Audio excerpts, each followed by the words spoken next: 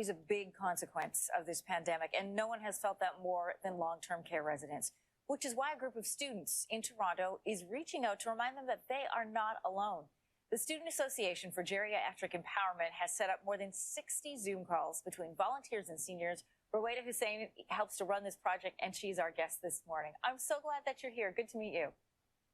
Thank you so much for having me. Good morning. At the beginning of the pandemic, or the beginning of the year, rather, when things looked like they were stretching on, I was feeling a little dark, and I came across your story, and it was the bright light that I needed. So I'm glad you're going to share it with our viewers today. Tell us how you pair volunteers with seniors and some of the connections that people are making.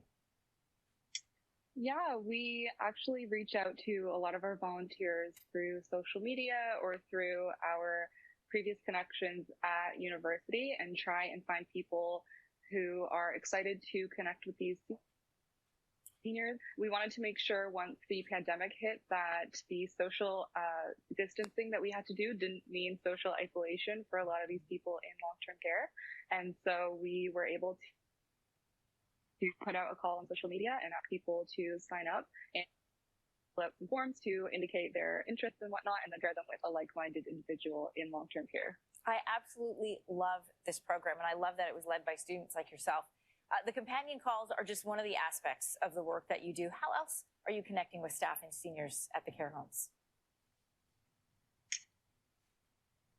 Yeah, so we actually have a few other initiatives that we're doing currently for connecting with seniors.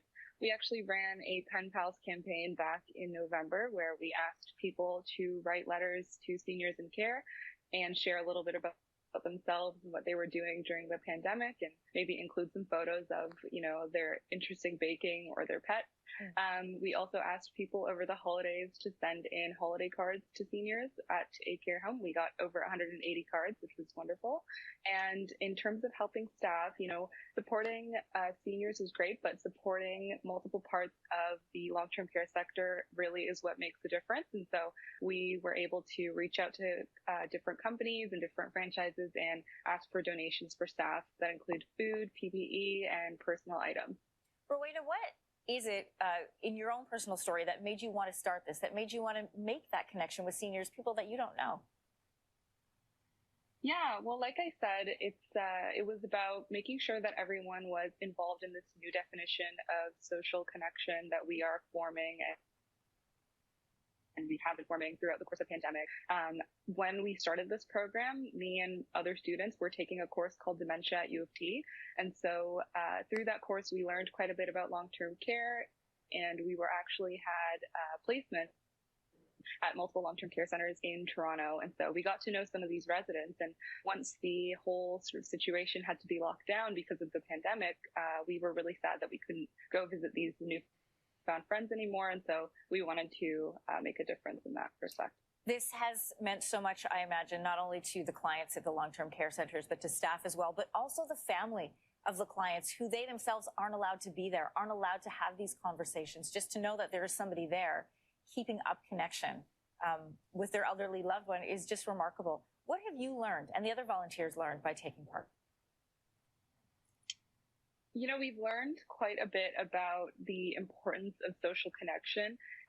The research is very clear. This type of social isolation is harmful to the mental health of anyone, but especially to seniors, people up there in age who in general don't get a lot of social connection if they are living in care homes, regardless of the pandemic, as well for people who are living with conditions like dementia or Alzheimer's. The kind of thing can really exacerbate those conditions. And so we learned how important it was to stay connected to these people and to make sure that the community outreach really supported everyone in the pandemic, not just those who we knew in our immediate lives. And we became aware of many of the issues in long-term care that need focusing. Rowaida, I am always so impressed, but even more so during these times, of people who see a need and take action and fill it. Thank you for doing that. It's great to meet you. Thank you so much. Take care.